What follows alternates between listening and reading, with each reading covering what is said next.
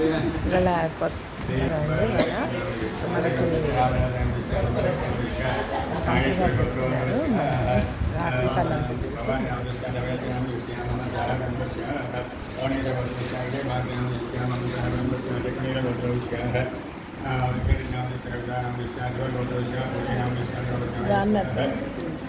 ఫలం నీలాగే పాడలాగే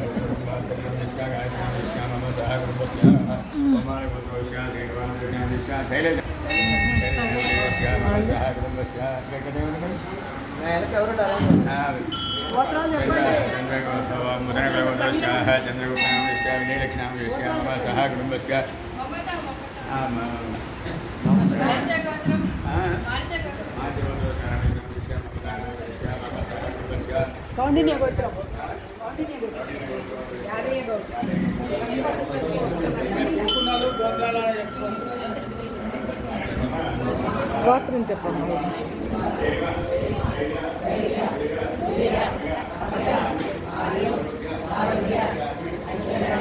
హాయ్ మమత.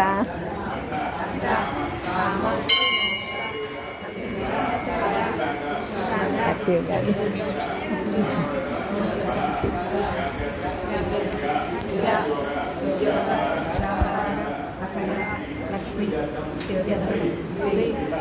సీతారామ శత్రుఘ్న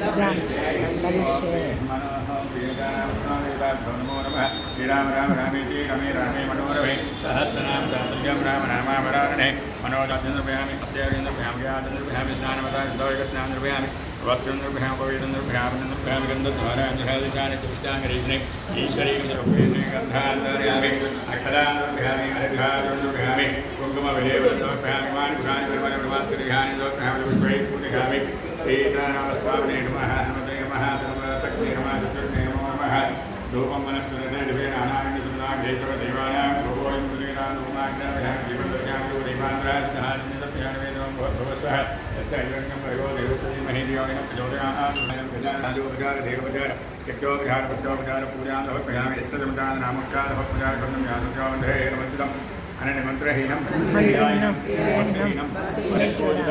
మయాదేవ పరిపూర్ణం తదస్తు శ్రీమన్మహాసీతారామభరత. ఉగాది అనేది సోమగా బ్రహ్మ నిద్రిస్తుండగా సోమగాసురుడు రాక్షసుడు వేదాలను దొంగిలించాడు. ఋగ్వేదము, యజుర్వేదము, సామవేదము, అధర్వవేదం అనే 4 వేదాలు దొంగిలించడం చేత ఆ ఇంద్రుడు ఆ సోమగాసురుడిని సంహరించి ఆ బ్రహ్మదేవుడికి 4 వేదాలు సమర్పించారు. ఆ రోజు నుంచి బ్రహ్మ సృష్టి కనుక ఆ రోజు చైత్ర శుద్ధ పాఠ్యంగా ఉగాది అనే పేరు వచ్చింది. యుగాలు 4 యుగాలు వేదాయుగము, ద్వాపరయుగము, చేరు, పొగలు, ఉప్పు, కారము, తీపి ఈ 6 రుచులను కలిపి ఆ స్వామివారికి సమర్పించడం జరుగుతుంది. ఉగాది ఈ సంవత్సరము 60 సంవత్సరాలలో ఈ సంవత్సరం 39వ సంవత్సరము విశ్వావసనామ సంవత్సరం. విశ్వం అంటే ప్రపంచము, విశ్వావస అంటే విశ్వ అంటే అనేది నమ్మకం అనేది విశ్వాసం ఉండేది. కాబట్టి ఈ సంవత్సరంలో విశ్వావసు నామ సంవత్సరంలో ఫలితాలు పంచాంగం అనేది 5 అంగాలు. అందులో తిథి, వార, నక్షత్ర యోగ గణము తెలిసేది పంచాంగం. క్రియాంగం అనేది క్యాలెండర్. తిథి, వార, నక్షత్రం తెలిపేది క్యాలెండర్. తిథి అంటే పాడ్యమి, విధియ, తదియ, చతుర్థి, పంచమి, షష్ఠి, సప్తమి, అష్టమి, నవమి, దశమి, ఏకాదశి, ద్వాదశి, త్రయోదశి, చతుర్దశి, పౌర్ణమి లేక అమావాస్య వీటిని కలిపి తిథులు అంటారు. వారాలు ఆదివారం, సోమవారం, మంగళవారము, బుధవారము, గురువారం. ఈ సంవత్సరము జ్యేష్ఠ శుద్ధ చతుర్దశి తేదీ 16/2025 నుండి ఆషాఢ శుద్ధ పౌర్ణమి తేదీ 17/2025 వరకు గురుమౌఢ్యమి, మార్గశిరాశి శుద్ధ సప్తమి 27/11/2025 గురువారం నుండి మాఘ బహుళ అమావాస్య తేదీ 15/2/2026 మంగళవారం వరకు రాగస్తమిగా శుక్రమౌఢ్యం ఆరంభించుడు. ఈ సంవత్సరం వైశాఖ బహుళ విధిగా తేదీ 15/5/2025 గురువారం నుండి శాస్త్రత్రికోటి సహిత సరస్వతి నది పుష్కరారంభము అగును. ఈ సంవత్సరంలో 2 గ్రహణాలు ఉన్నాయి. ఈ పుష్కరం ఈ సంవత్సరం వైశాఖ బహుళ తదియ తేదీ 15/5 గురువారం నుండి శాస్త్రత్రికోట సహిత సరస్వతి నది పుష్కరారంభం ప్రారంభమగును. ఈ సంవత్సరంలో 2 గ్రహణాలు, చంద్రగ్రహణాలు. విశ్వావసునామ సంవత్సర భాద్రపద శుద్ధ పాల్గొన శుద్ధ పౌర్ణమి మంగళవారము తేదీ 3/3/2026 రోజున కేతుగ్రస్త సోమ పరాగ పింగళవర్ణ అపసవ్య గ్రహణము, ఆగ్నేయ స్పర్శ నైరుతి మోక్ష సంపూర్ణ చంద్రగ్రహణము. ఈ గ్రహణము సిద్ధాంత రహస్య గణిత ఆధారంగా భాగ్యనమునకు గుణించబడినది. ఈ గ్రహణము పగలు ప్రారంభమైనందున ఉదయం 8 గంటల నుండి గ్రహణ వేద ప్రారంభమగను. ఉదయం 6 గంటల వరకు పూజలు చేసి దేవాలయములు మూయవలేను. పగలు భోజనం చేయకూడదు. బాలవృద్ధులు ఉదయము 10 గంటల వరకు భోజనాదులు ముగించుకునేను. మగా ఉబ్బా నక్షత్రము కర్కాటక రాశి సింహరాశి వారు ఈ గ్రహణం చూడరాదు. గర్భిణీ స్త్రీలు రాత్రి 6 గంటల నుండి రాత్రి 7 గంటల వరకు గ్రహణ వేద పాటించవలేను. రాత్రి శుద్ధ బింబ అనంతరం భోజన ప్రత్యాప్తికం చేసుకునవచ్చును. తెల్లవారు ఉదయం దేవాలయంలో సంప్రోక్షణ చేయవలేను. ఈ సంవత్సరము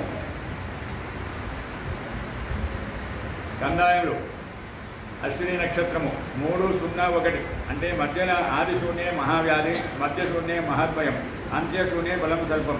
అంటే మొదటిలో 0 వస్తే మహావ్యాధి, మధ్యలో 0 ఉంటే మహాభయం, అంత్యలో 0 ఉంటే ఫలం శూన్యం. అశ్విని 1-4. కృత్తికా నక్షత్రము 1-2-2. రోహిణి నక్షత్రము 4-0-0. మృగశిర నక్షత్రము 3. ఆరుద్ర నక్షత్రము 2-2-1. పునర్వసు నక్షత్రము 5-0-4. పుష్యమి నక్షత్రము 0-1-2. ఆశ్లేష నక్షత్రము 3-2-0. 11 రూపాయలు సంపాదిస్తారు, 5 రూపాయలు ఖర్చు వేసుకుంటారు. వృషభ మిథున రాశి వారు 14 రూపాయలు సంపాదిస్తే 2 రూపాయలు ఖర్చు. కర్కాటక రాశి వారు 5 రూపాయల సంపాదన, 2 రూపాయలు ఖర్చు.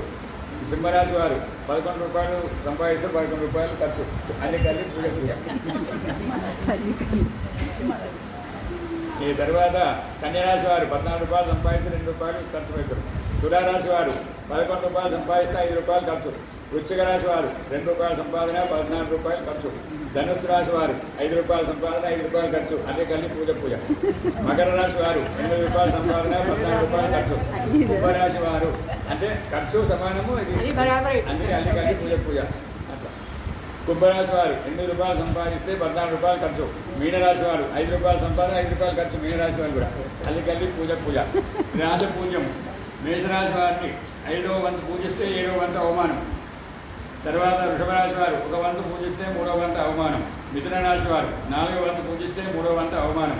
కర్కాటక రాశి వారు 7వ వంతు పూజిస్తే 3వ వంతు అవమానం. సింహరాశి వారు 3వ వంతు పూజించడము 6వ వంతు అవమానం. కన్యరాశి వారు 6వ వంతు పూజించడం 6వ వంతు అవమానం, సమానం 2. తులారాశి వారు 2వ వంతు పూజిస్తారు, 2వ వంతు అవమానం, ఇది కూడా అంతే. వృశ్చిక రాశి వారు 5వ వంతు పూజించడము 6వ వంతు అవమానం. ధనుసు రాశి 1 వంతు పూజించడము 5వ వంతు అవమానం. మకర రాశి వారు 4వ వంతు పూజిస్తే 5వ వంతు అవమానం. కుంభరాశి వారు 7వ వంతు పూజిస్తే 5వ వంతు అవమానం. మీనరాశి వారు 3వ వంతు పూజించడము 1వ వంతు అవమానం. ఈ సంవత్సరం మకర సంక్రాంతి వరాహం అంటే పంది వాహనం మీద స్వామివారు వస్తున్నారు. మకర సంక్రాంతి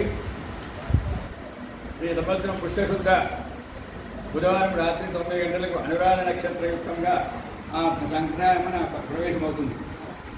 వరాహం పంది వాహనం మీద సంక్రమణ. ఈ సంవత్సరం రాశి ఫలితాలు బాగలేదు.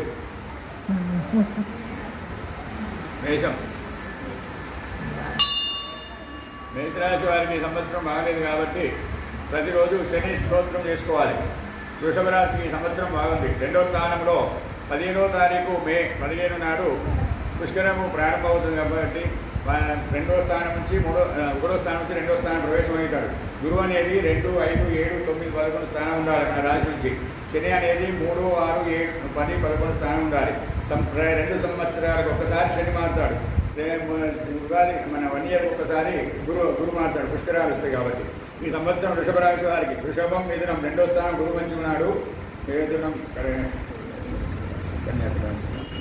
మీనం కుంభం రాశి నుంచి మీనరాశి ప్రవేశమవుతున్నాడు. నేను నిన్న నుంచి స్టార్ట్ అయ్యాను. 11వ స్థానంలో శనిబలం ఉంది. సంవత్సరం వృషభ రాశి వారికి బాగున్నది. ఏం జపాలు తపాలు ఏం చేయనవసరం లేదు.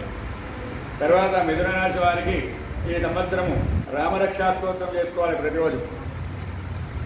తర్వాత కర్కాటక రాశి వారికి ప్రతిరోజు గురు స్తోత్రం చేయాలి. తర్వాత మీ సింహరాశి వారు శని స్తోత్రం చేయాలి. శ్రీరామ ఆపదుద్ధార్థ స్తోత్రం చేయాలి. తర్వాత కన్యరాశి వారు శ్రీరామ ఆపదుద్ధార్థ స్తోత్రం చేయాలి. తులారాశి వారికి ఈ సంవత్సరం మంచిగున్నది. తులారాశి తులా, వృశ్చికం, ధనుస్సు, మకరం, కుంభం, మీనం. 9వ స్థానంలో గురువు ఉంటాడు, 6వ స్థానం శని ఉంటాడు. శని బలం గురు బలం మంచిగానే ఉంది. ఈ సంవత్సరం తులారాశి వృషభ రాశికే బాగుంది. వృశ్చిక రాశి వారికి సుందరాకాండ పారాయణం చేయాలి. ప్రతినిత్యము నవగ్రహ స్తోత్రం పారాయణం చేసుకోవాలి.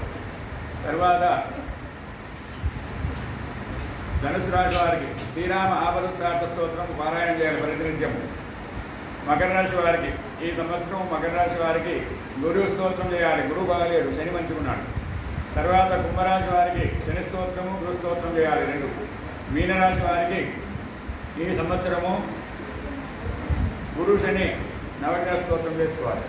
స్వస్తి ప్రజా పరిపాలనమాహేన మాధ్యేన మహిమిషాన గోబ్రాహ్మణేభ్యः సమస్తలోకానిత్యాసుఖినో భవంతు.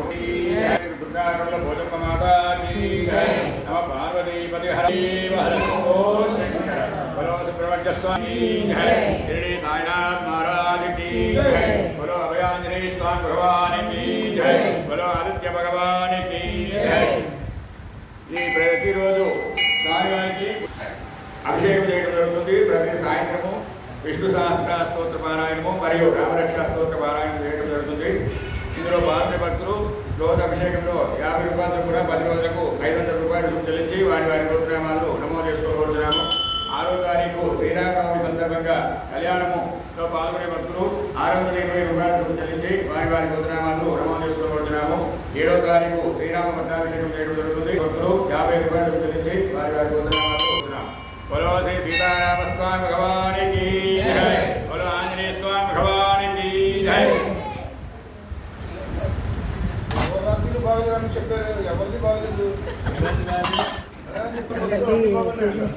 చూసారండి చాలా మంచిది చూపిస్తాను.